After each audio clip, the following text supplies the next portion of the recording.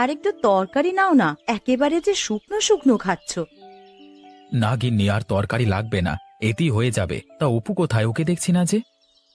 কোথায় আর যাবে, ননীদের বাড়িতে খেলতে গেছে। এই সাত সকালে ছেলেটিকে বাইরে যেতে দিও না গিন্নি, নিয়ে একটু পড়তে বসিও কেমন? আমার কথা শুনলে তো? কতবার বললাম, বাচ্চা বইটা নিয়ে একটু বস, তা কে শোনে কার কথা।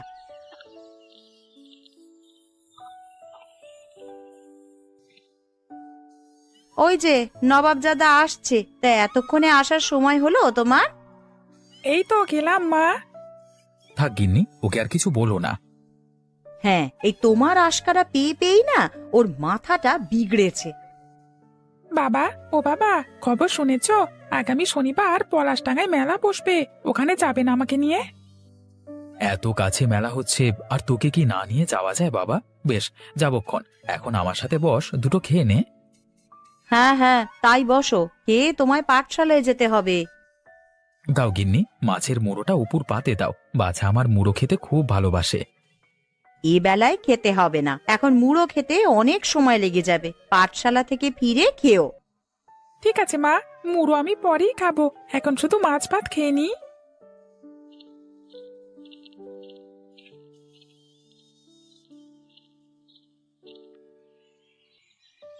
কিরে অপু, এখনো হলো না তোর? বলি রোজ রোজ দেরিতে গেলে মাস্টারমশাই যে বকুনি দেবে। এই তো আমার হয়ে গেছে রে ননি দিদি। ও মা, ব্যাগটা এনে দাও না ঘর থেকে। দিচ্ছি বাবা দিচ্ছি। তা মা ননিবালা, তুই খেয়েছিস সকালে? হ্যাঁ খেয়েছি কাকিমা, কাল রাতের পান্তা ভাত ছিল তাই খেয়ে এসেছি। রোজ রোজ পান্তা ভাত না খেয়ে মাঝে মধ্যে তো আমাদের বাড়িতে আসতে পারিস। তোর মাকেও বলেছিলাম, কিন্তু কে শোনে কার কথা। না না কাকু, অন্যের বাড়িতে খেলে মা খুব রাগ করে। বাবা মারা যাওয়ার পর অনেকে সাহায্য করতে এসেছিল, কিন্তু মা সবাইকে ফিরিয়ে দিয়েছে। আরে আমিও কি আর কম বলেছিলাম কমলাকে? কিন্তু ওর ওই এক কথা, অন্যের অনুগ্রহের পাত্র হবে না, নিজের যা আছে তাই দিয়েই খেয়ে পড়ে বাঁচবে। এখন ননি বড় হলে যদি ওর একটু দুঃখ ঘোচে। আমরাও তাই চাই, তুই বড় হয়ে চাকরি করে মায়ের দুঃখ দূর করবি। তোমরা আশীর্বাদ করো কাকু, আমি যেন পড়াশোনা শেষ করে ভালো একটা চাকরি পাই।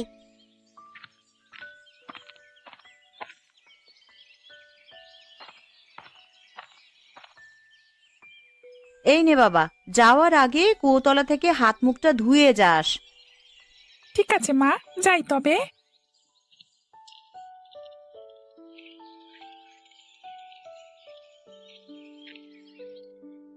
আজকে তাড়াতাড়ি পাঠশালা ছুটি হয়ে গেছে, প্রতিদিন এমন হলে অনেক মজা হতো, তাই না রে অপু? মাস্টার মশাই আজকে শহরে যাবেন বোধহয়, তাড়াতাড়ি ছেড়েছেন ওর জন্য। রোজ রোজ তো তিনি শহরে যাবেন না, তা শনিবারে কি ছুটি দেবে মাস্টার মশাই? ওদিন দিলেও ভালো হতো। সে কি রে, শনিবারে আবার কি হবে? জানো না তুমি, ওদিন যে পলাশডাঙ্গায় মেলা বসবে।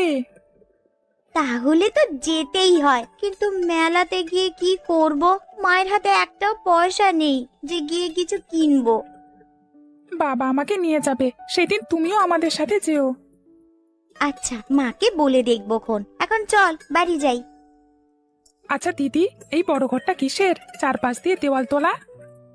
ওটা নতুন কারখানা রে, রায় বাহাদুর এটা নতুন খুলেছেন। কারখানা? কিসের কারখানা ওটা? মায়ের মুখে শুনেছি চামড়ার কারখানা এটা, বিভিন্ন পশুর চামড়া থেকে পোশাক তৈরি করা হয়। চামড়া দিয়েও পোশাক তৈরি করা যায় নাকি? আগে তো শুনিনি। আরে শুধু পোশাকই নয়, জুতাও তৈরি করা হয় চামড়া দিয়ে, ওসব শহরের বড় বড় বাবুরা কিনে পড়ে। আমি বড় হলে ওরকম একজোড়া জুতো কিনবো, তোমাকেও কিনে দেবক্ষণ। ঠিক আছে, সে পরে দেখা যাবে খন। এখন চল, বাড়ি ফিরতে হবে তো। ওদিকে মা আবার যাবে ঘুঁটে কুড়োতে, তাকে গিয়ে সাহায্য করতে হবে তো। বেশ, তাই চলো।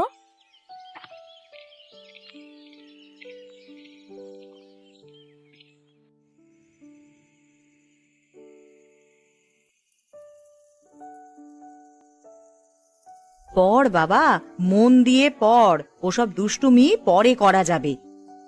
দেখেছো মা, হরিণগুলো আগুনে দিলে কিভাবে পুড়ে যাচ্ছে। এরকম করতে নেই বাছা। শুধু শুধু কেন অসহায় প্রাণগুলোকে ধ্বংস করছিস? এগুলোকে মারলে এমন কি হবে মা? এরা তো আর আমাদের কোনো উপকারে আসে না। পৃথিবীর কোনো সৃষ্টি ফেলনা নয় বাবা। বিধাতা কোনো না কোনো প্রয়োজনে ওদের সৃষ্টি করেছেন। এসব ফড়িং খেয়েই ব্যাঙ আর সাপের মতন প্রাণীরা জীবন ধারণ করে। তাহলে সাপের কি প্রয়োজন? ওগুলো তো মানুষের ক্ষতি করে। সাপ সচরাচর মানুষকে কামড়ায় না। তাছাড়া সব সাপ তো বিষধর নয়। আর এই সাপেরও উপকারিতা আছে। এরা ফসলের ক্ষতিকারক বিভিন্ন প্রাণী খেয়ে আমাদের উপকার করে।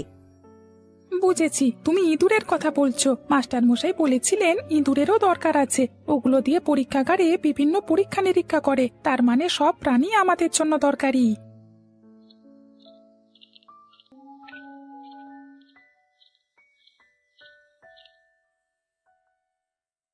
তা কি পরীক্ষা করা হচ্ছে বসে বসে? এখনো পড়া শেষ হয়নি? রাত তো অনেক হলো। তোমার জন্যই অপেক্ষা করছিলাম বাবা। মা বলল তুমি এলে একসাথে খাবো, ততক্ষণ পড়তে। আরে পড়তে বসলে কি আর ওর প্রশ্নের শেষ আছে? একের পর এক প্রশ্ন করে আমায় পাগল বানিয়ে ফেলে। প্রশ্ন করা ভালো গিন্নি, এতে শিশুদের জানবার আগ্রহ তৈরি হয়। তা তোমার হাতে ওটা কি? চিঠি মনে হচ্ছে। হ্যাঁ, এটা চিঠি। পোস্টমাস্টার পথে পেয়ে দিয়ে দিল। চিঠি? কে পাঠালো বাবা ওটা? তোমার বড় কাকু। খুলে দেখো তো গিন্নি কি লিখলো। হ্যাঁ, দাদাই লিখেছে। শুভ আর জয়াকে নিয়ে। সামনে রোববার ওরা আসছে আমাদের বাড়িতে। সে কি বলল? দাদা বৌদি আসবে না? সে নিয়ে তো কিছু লেখেনি। বলেছে শীতের ছুটিতে জয়া শুভর স্কুল বন্ধ থাকায় ওদের কদিনের জন্য গ্রামে পাঠাবে। তোমাকে রবিবারের সকালে ট্রেন থেকে ওদেরকে নিয়ে আসতে বলেছে। এতটুকু ছেলে মেয়ে এত দূর একা একা আসবে? আরে শহরের ছেলে মেয়ে বলে কথা। আর একা কোথায়? দাদা এসে ট্রেনে তুলে দেবে, তুমি গিয়ে ওদেরকে নামিয়ে নিয়ে আসবে। বেশ, আমাকে তবে রবিবার সকালে মনে করিয়ে দিও। ভুলে গেলে ওরা আবার অন্য স্টেশনে চলে যাবে। এতদিন পর ওরা আসবে, ভালো মন্দ তো কিছু খাওয়াতে হবে। তুমি এখন থেকেই তার বন্দোবস্ত করো। এ আর এমন কি, ঘরে হাঁস মুরগি আছে, ওসব রেঁধে খাওয়াবে। আর আমি কুবেরকে বলে দেব নদীর মাছ দিয়ে যেতে। মা, ও মা, তোমার হাতের কাঁকড়ার তরকারি রান্না করবে না ওরা এলে? ওটা খেতে যা মজা লাগবে না। রাঁধবো বাবা, রাঁধবো। আমি যা যা পারি একে একে সব রেঁধে খাওয়াবো। এবার ওঠো সবাই, অনেক রাত হয়েছে। খেয়ে এখন আমায় উদ্ধার করো। হ্যাঁ হ্যাঁ, তাই চলো, কালকে সকালে আবার কাজে যেতে হবে।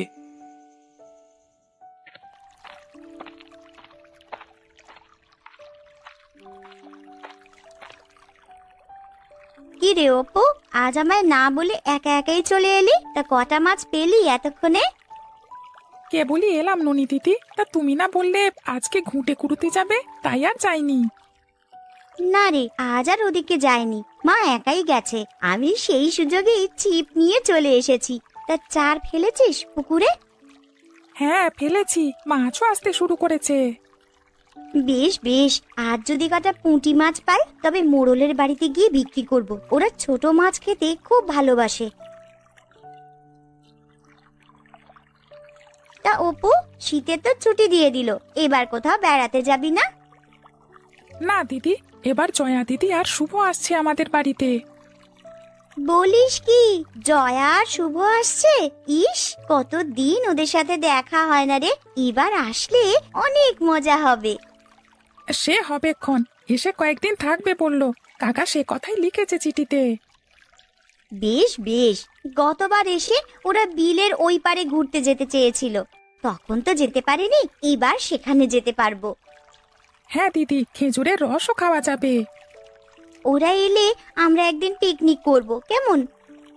তা করা যায়। পুকুর থেকে মাছ ধরবো আর বাকি সব বাড়ি থেকে নিয়ে আসবো। আরে আরে আরে আরে, তোর ছিপ যে ডুবে গেছে, তাড়াতাড়ি টান দে রে গাধা। আরে তাই তো, আমি যে খেয়ালই করিনি। দিদি দেখো দেখো, কত বড় মাছ উঠেছে। তাই তো রে অপু, এই যে দেখছি কাতলের পোনা, আজ মাছ ভাজা দিয়ে খেতে পারবি। ও দিদি, তোমার ছিপটাও তো নাড়াচাড়া করছে, দেখো মাছ এলো কিনা। ওটা কাঁকড়া, বড় মাছ হলে একেবারেই নিয়ে নিত। তুলেই দেখো না। আরে আরে, সত্যি তো মাছ উঠেছে। শুধু কি মাছ, তোমার ছিপে আমার থেকেও বড় মাছ ধরেছে। হ্যাঁ রে অপু, আমার মাছটা অনেক বড়। আজকে অনেক মজা করে মাছ ভাজা খাবো। সে কি, তুমি না মোড়লের বাড়িতে বিক্রি করবে বললে? আরে রাখ তোর মাছ বিক্রি, আগে নিজে খেয়ে যা থাকবে সেটাই বিক্রি করব। চলো তবে বাড়ি ফেরা যাক, আমাদের আর মাছ লাগবে না। তাই চল, আজকে তো আবার জয়া আর শুভও আসবে।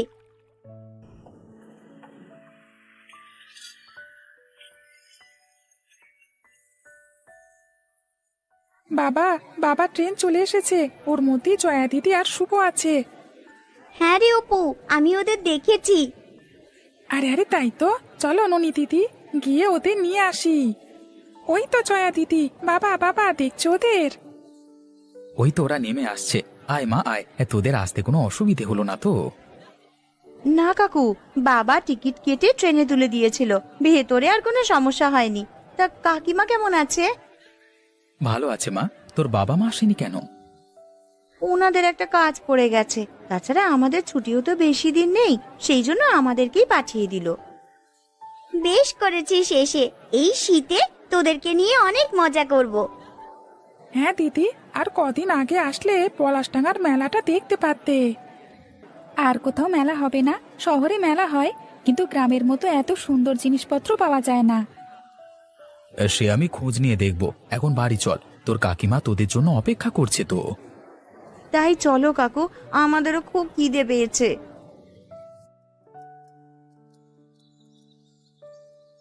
নে বাবা, তোদের জন্য অপু আজ মাছ ধরেছে, তোরা সবাই মাছ ভাজা খা। সে কি, অপু মাছ ধরতেও পারে? হ্যাঁ দিদি, আর বছর সাঁতারও শিখেছি, এখন সাঁতরে নদীর এপার থেকে ওপারে যেতে পারি। আমাকেও সাঁতার শেখাবে অপু? আমি না সাঁতার জানি না। এই আর এমন কি, ঘোষেদের পুকুরে নামলেই শিখে ফেলবে, আর পোকায় খাওয়া ফল খেলে আরো তাড়াতাড়ি শিখবে। ও সব ফলমূল খেতে পারবো না বাবা, এমনি যদি শেখা যায় তবে শিখবো। বেশ, তাহলে আমি কালকে তোমাদের নিয়ে ঘোষেদের পুকুরে যাব। ও গিন্নি, আর কি খাবার আছে? ওদের পাত যে খালি হয়ে গেছে। এবেলা মাংস রান্না করেছি, আর ডাল আছে। মাংস খাবো না কাকিমা, ওগুলো শহরে প্রতিদিন খাই।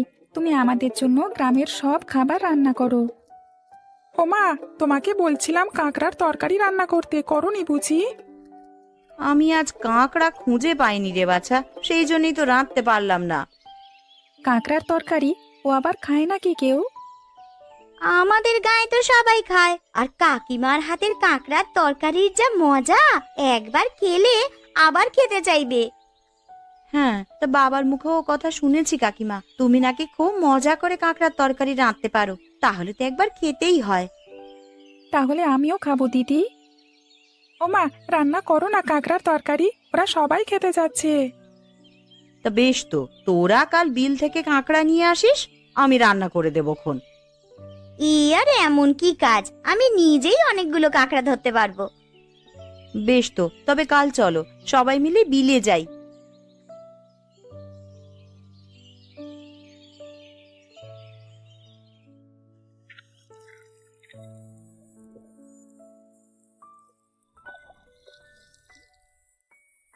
দিদি, তুমি এতক্ষণে এলে, আমরা সেই সকাল থেকে তোমার জন্য অপেক্ষা করছি। আর বলিস না রে, মায়ের সব কাজ শেষ করে তবে আসতে হলো। তা তোদের কাঁকড়া ধরা কত দূর, এখনো ধরিসনি বুঝি?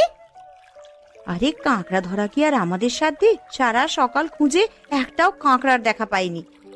এইভাবে জলের উপর থেকে খুঁজলে হবে না, জলের নিচে কাঁকড়ার বাসা আছে, সেখানে খোঁজ করতে হবে। ওসব তুমি ভালো খুঁজতে পারবে, এখন তাড়াতাড়ি চলো খোঁজা শুরু করি। তাই চল। না রে, আজকে একটাও কাঁকড়া পাওয়া যাচ্ছে না, কিন্তু অন্যান্য দিন এখানে অনেক কাঁকড়া পাওয়া যায়। হ্যাঁ গো, ওদের জন্য জলেও নামা যায় না, সুযোগ পেলেই আঙুলে চিমটি কাটে। এখন কি করবে দিদি? তবে কি আমরা খালি হাতে বাড়ি ফিরে যাব? ইস, কত শখ করেছিলাম কাকিমায়ের হাতে কাঁকড়ার তরকারি খাবো, তার দেখছি হলো না। না না, এত সহজেই ধৈর্য হারিও না জয়া। এসো আরো কিছুক্ষণ খোঁজাখুঁজি করে দেখি।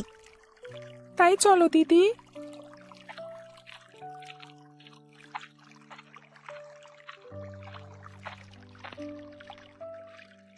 কি ছেলে মেয়েরা কি করছো এই ভর দুপুরে? জলে পড়ে যাবে যা। কাঁকড়া খুঁজছিলাম গো কাকু, কিন্তু এতক্ষণ খুঁজেও একটাও পাইনি। পাবে কি করে? আমরা জেলেরাও যে আজকাল কাঁকড়া পাই না। অন্য সময় জালে শত শত কাঁকড়া লেগে থাকতো, এখন এক দুটোর বেশি পাওয়া যায় না। ও কাকু, তুমি এখন মাছ ধরতে বিলে যাবে? ফেরার সময় আমাদের জন্য কটা কাঁকড়া নিয়ে এসো না গো। ওগো, ওরা শহর থেকে এসেছে এই কাঁকড়ারই ঝোল খেতে। তুমি গোটা কাঁকড়া এনে দাও না। বেশ বেশ, তোমরা বাড়ি ফিরে যাও, আমি ফেরবার সময় তোমাদের বাড়িতে কাঁকড়া দিয়ে আসবো। ঠিক আছে, তবে তুমি তাড়াতাড়ি ফিরে এসো, আমরা তোমাদের জন্য অপেক্ষা করব।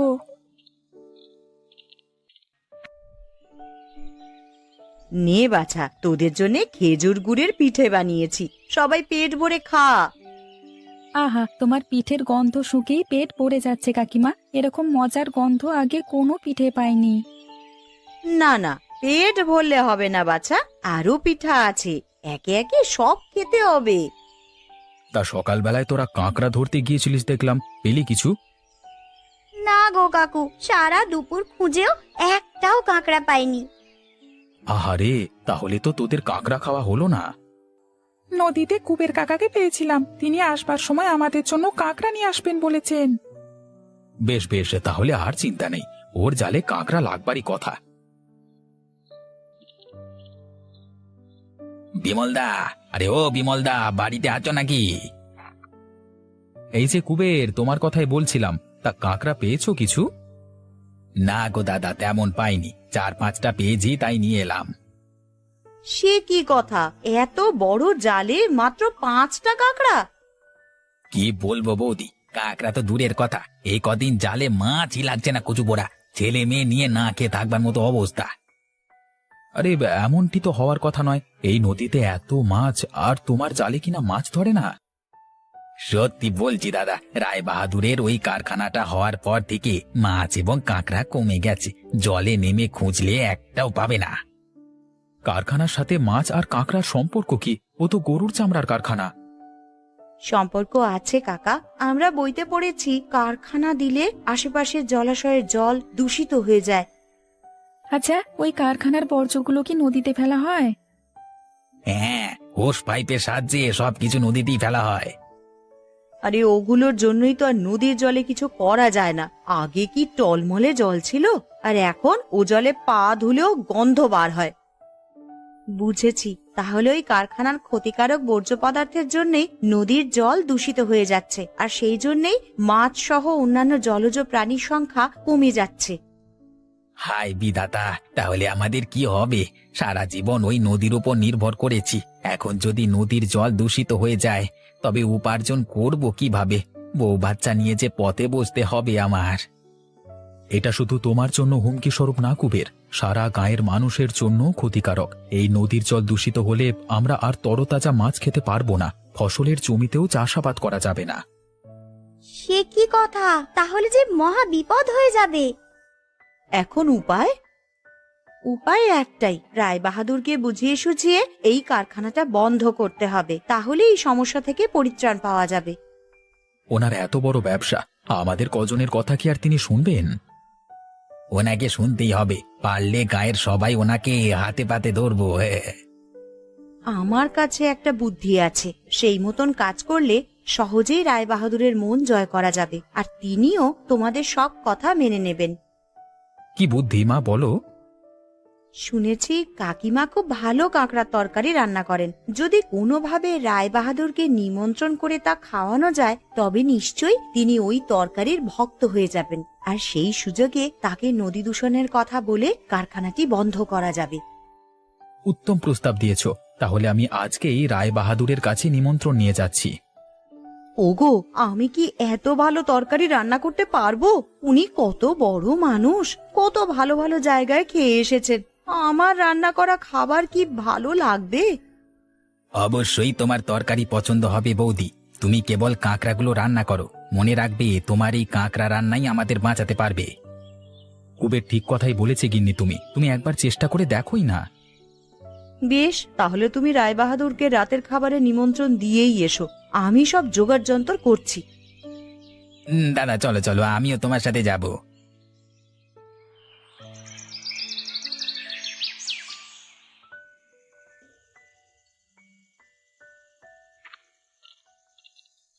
কে রতন? আরে একটু ধূপ দিয়ে যাস তো বাবা, বড্ড মশা কামড়াচ্ছে। ঠিক আছে বাবু, জানালাগুলো বন্ধ করে দিয়ে আসছি। সন্ধে হলে ওই নদী থেকে মশার দল উড়ে আসে, ধূপ না জ্বালালে নির্ঘাত ম্যালেরিয়া হবে। রায়মশাই, ও রায়মশাই বাড়িতে আছেন? আছি, ভেতরে এসো। তা এই সন্ধেবেলায় ইজি চেয়ারে কেন, অসুস্থ নাকি? হ্যাঁ হ্যাঁ, কিছুটা অসুস্থ বুঝলে, মানে একটা বাজে গন্ধ বড্ড নাকে লাগে, ওটাই আমাকে অসুস্থ করে ফেলছে। গন্ধটা ওই কারখানা থেকে আসছে, আমার বাড়িতে তো থাকাই যাচ্ছে না ওর জন্য। বলো কি হে, আমি ভেবেছি আশেপাশে কিছু মরে পড়ে আছে, তা বিমল হঠাৎ কি মনে করে আমার কাছে? আমার ভাইয়ের ছেলেমেয়েরা এসেছে শহর থেকে, তাদের জন্য গিন্নি কাঁকড়ার তরকারি রান্না করছে, তাই ভাবলাম আপনাকে নিমন্ত্রণ দিয়ে যাই, আপনি খেলে খুবই তৃপ্তি পাবেন।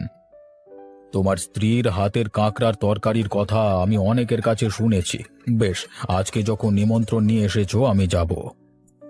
নিশ্চয়ই নিশ্চয়ই, আপনি গেলে আমরা খুবই খুশি হব। রতন, রাধুনিকে বলে দাও রাতে কিছু না রাঁধতে, আমি আজকে বিমলের বাড়িতে নিমন্ত্রণে যাব। ঠিক আছে হুজুর, আপনার যাওয়ার আয়োজন করব। সে আমি হেঁটেই যেতে পারবো, গারোয়ানকে ডাকতে হবে না। বেশ, আমরা তবে আসি। হ্যাঁ, আপনি সময় মতো চলে আসবেন।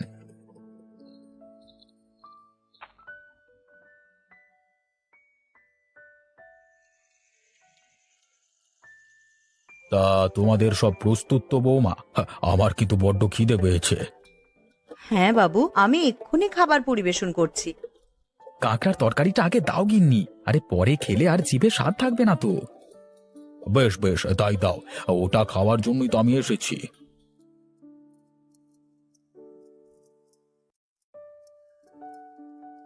তাড়াতাড়িতে রান্না করেছি তো, তাই তেমন ভালো হয়নি বাবু। আরেকদিন আরো ভালোভাবে রান্না করে আপনাকে খাওয়াবো।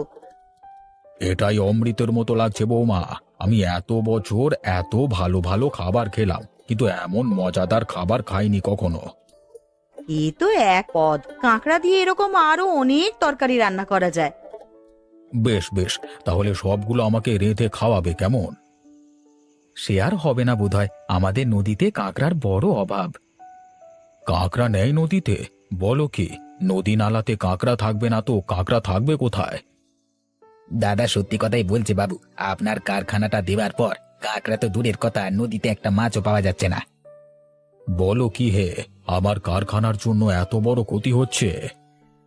হ্যাঁ রায় বাহাদুর, কারখানার বিষাক্ত পদার্থ নদীর জলে মিশে গিয়ে মাছ সহ অন্যান্য জলজ প্রাণীদের ক্ষতি করছে, তাই ওদেরকে বাঁচাতে হলে এই কারখানা বন্ধ করতে হবে।